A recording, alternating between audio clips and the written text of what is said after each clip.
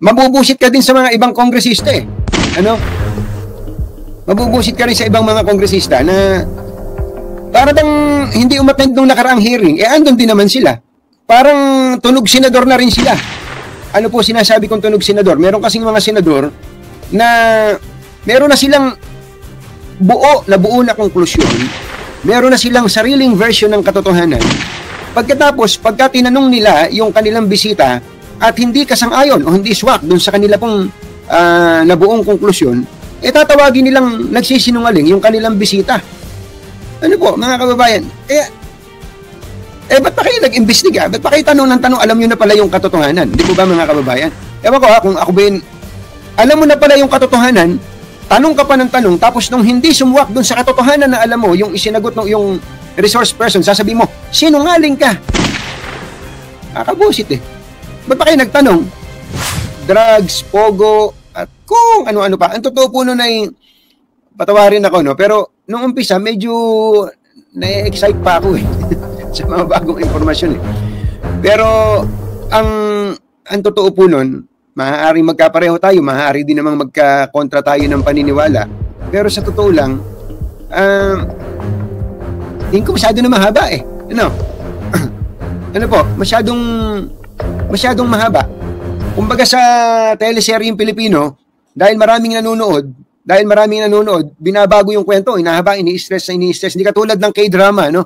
Yung K-drama, kung ano yung script na ginawa nung bago po ito umpisahang gawin, hanggang dun lang. Hindi parang probinsyano, hindi parang Batang Quiapo na nagbabago po yung script. Depende po dun sa pagtangkilik ng tao. Ano?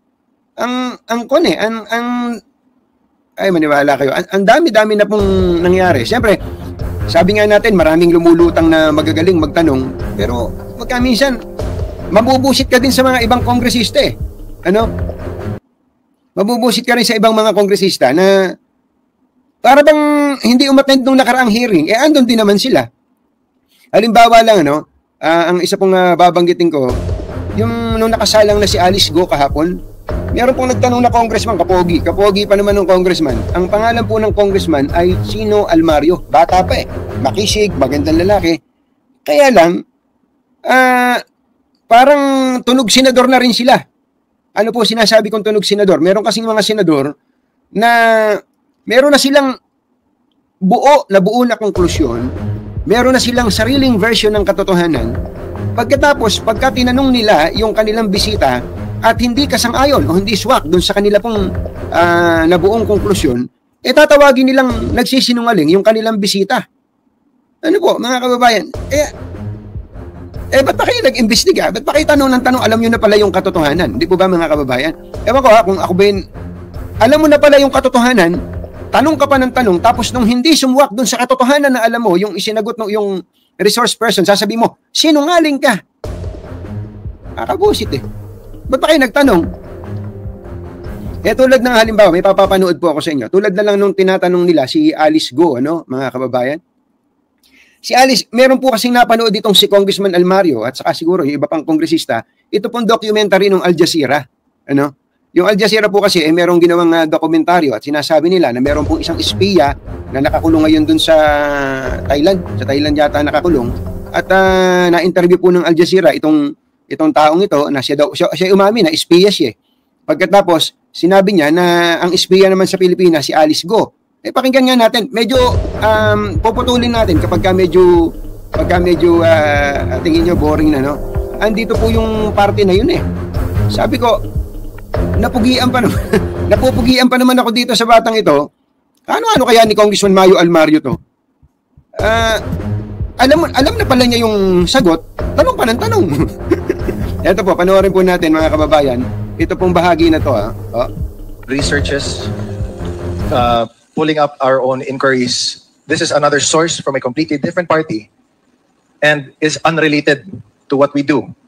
Pero nagkataon that the person named Sheikh Kailum, who si Xie Zhejiang trusted with the encrypted files, showed to Al Jazeera that there is a dossier confirming that there are Chinese spies all over, at least in this case, Myanmar, but here also in the Philippines, and undoubtedly shows Go Huaping. In the picture, where she was born, even her mother, and the name of Lin Wenyi. Mr. Chair, again, we were told, kanina nagtanong tayo kung lumaki ba si Ma'am Alice dito sa Pilipinas, kung dito ba siya ipinanganak, kung Pilipino ba yung mga magulang niya. She first said na dito daw siya lumaki, which is false. Because paano malalaman or ma-identify ng mga tao? Ito po, sabi niya, sinabi niya, dito siya lumaki, which is false. O di may opinion. Tapos na pala usapan eh. False pala yung sinabi, di kasuhan nyo na. Hindi ba? Nakaka nyo po, meron daw pong sinabi si Alice Go na dito siya ipinanganak, which is false. Bakit daw po false? Ano po yung sinabi niya? Meron kasi siyang napanood. Yung napanood niya po sa Al Jazeera, sabi niya, yun na totoo. Yun daw po ang totoo. Yun na pala totoo. Hindi yun na lang i-adapt ng committee. Tapos sabihin na yun ang totoo. At tama na. At tatapos naman na yung trabaho nyo na nalaman nyo na pala ang katotohanan sa Al Jazeera. Kung ganun pala ang panina. Tuloy nga natin si Pogi. Doon mismo, sa address sa Fujian, na nakilala nila si Alice Go Huaping as anak ni Lin Wenyi nung pinakita nila yung picture ni Go Huaping sa kanila. Number 2, tinanong natin kung saan ba siya ipinanganak. Nakita na nga. Doon mismo, she left daw late of 2002. Sabi pa ng mga tao na in-interview ng Al Jazeera doon mismo sa Fujian. And might we take note, Mr. Chair, na sa video, nung pinuntahan nila yung address na nakalagay sa dossier, sa encrypted dossier, is a local office ng Communist Party of China.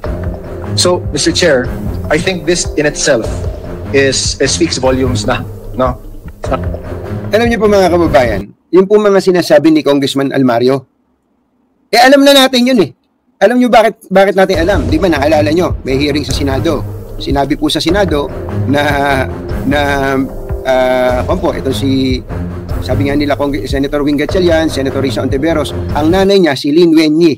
Tapos na, ang tatay niya Go, taga Fujian. Alam na natin yun, di ba? Pinagtatawanan pa nga natin eh. Na sinabi niya lumaki siya sa farm, pero tayo hindi naman naniniwala na siya ay lumaki sa farm.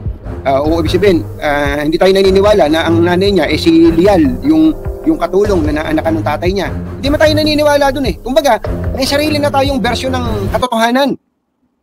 Di ba meron na tayo? Ngayon, paulit-ulit na yun ang pinag-uusapan sa Kongreso. Ano ba to? Para maisuot niyo yung magagandang damit ninyo at dahil ang daming nanonood sa YouTube. Alam niyo na yan eh. Alam na nga namin yan eh. Kahit Congressman Almario, Congressman Chino Almario, alam na namin yan. Kahit hindi pa nagsalita yung Al Jazeera tungkol sa, di ba, meron pa nga pinakita yung investor's visa, andun si Alice Go, andun ilang taon, 12, 13 years old, may picture, di ba, si Go Huaping, yung NBI, may tampre, di ba alam na natin yan? Ano pa ang dahilan? Why are you belaboring on that particular issue? Higi nga, Congressman, ano ba gusto mong sabihin? Nakakainis na time and time again, dinideny ni Go Huaping lahat ng mga questions na tinatanong namin sa kanya. Okay, again, let me ask. Sabi niya, nakakainis na time and time again, dinideny yung mga tinatanong sa kanya. Kaya ano ba gusto niyo mangyari? Aminan ni Alice Go yan. Hindi man kayo husgado. Ang bihirang pati sa mga kababayan, no? Sige, ano pa gusto mo sabihin, Congressman? Go Huaping, kilala mo ba si Xie Zhejiang?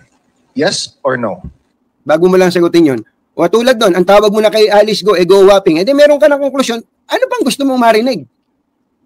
Congressman Almario, Congressman Pogi, ano pa ba gusto mong marinig? Ano pa? Gusto nyong, maglakad na lang kayo sa rampa, magpapugian na lang kayo dyan. At sikat na kayo, mananalo na kayo sa Davao kung saan galing. Mananalo na kayo. Ano pa ba gusto nyong mangyari kay Alice Go? Ano pa ba gusto nyong makuha dyan? Salitan na lang kayo ng Senado eh. Salitan na lang kayo. Wala bang bago? Wala bang bago? Anak ng baka. Your Honor, yung si Zhejiang na sinasabi niyo po, yan po ba yung pinakita niyo po kanina sa akin sa picture? Correct. Hindi ko po siya kilala. At sana po, Your Honor, Mr. Chair, makuha ko rin po yung details. Gusto ko po magdemanda. Hindi ko po sila kilala. Hindi natin madidemanda, Miss Alice dahil kasi he's in jail in Thailand. And Ayun, tulad nun. Sino may sabi sa'yo? Congressman Chino Almario, sino may sabi sa'yo na hindi siya pwedeng mademanda? Kung sino, sabi ni Alice ko, pahingi pong detalye nang ako'y makapagdemanda. Ano sabi ni Congressman? Hindi po tayo pwedeng magdemanda dahil siya nakakulong na. Following that logic, Congressman, hindi nyo na pwedeng idemanda si Alice ko dahil nakakulong na siya. Sumasakit ang ulo ko dito sa mga batang congressman na to. Hindi nga. the reason why he's speaking the truth now is because, as he was saying that din in a video, although hindi lang pinakita dito, is that he is also being illegally detained daw, sabi niya. Kaya sa galit niya, he wants to speak also the truth out to the world na iniipit na rin siya ng Chinese Ministry of State and Security. So, what does he have to lose? That's why nga, sinabi nga niya sa ayun, yung tanong mo na yung Congressman. Congressman, yung tanong mo na yun, although rhetorical yun, ba't mo tinatanong kay Alice? What does he have to lose? Sige nga. Anak ng baka. Alam niyo, kung hindi pa natin alam itong lahat na to, parang bagong impormasyon sa atin na siya pinanganak sa Fujian, na may mga tao doon na nagpapatotoo na siya galing sa Fujian, na siya ay may Lin Wenyi. Kung hindi pa natin alam yun dati, baka medyo ganahan pa tayo sa mga congressman na to Ano ba yun? Are you asking questions just for the sake of asking questions? Sige nga, yun ba yun, Congressman Chino? Congressman Chino Almario? Alam na namin yun, wala. Magtanong kayo ng ibang topic. Miss Go Huaping, na tell the truth. Don't fall to the same mistakes that he has done. Kasi nga, he also fears for your life. Remember, nung Senate hearing, na you mentioned na you didn't want to name names because you feared for your life. And because of that, the Senate granted you security and asylum within the PNP's compound. Ngayon, na nag-executive session na kayo, sabi ng Senate na there was nothing security and asylum within the PNP's compound. Ngayon, na nag-executive session na kayo, sabi ng Senate na there was nothing to go about except for one name na hindi pa din namin alam. But if we look at it, there is no doubt, kitang-kita na. Hindi na galing mismo dito sa Quadcom, pero in an international company that whose job is to search for the truth worldwide. Kaya pala, yun nga yung sinasabi, Congressman. Di ganun pala, at naniniwala ka pala dun sa buong katotohanan sa report ng Al Jazeera. Ano pa ginagawa nyo dyan? Uwi na kayo sa inyo. Total na kasi break naman session at askasuhin yung mga constituents ninyo kung ganun ang gusto ninyo. Manood na lang kay Al Jazeera, yung pala yung totoo. Isa ka na, nangiinis lang ako.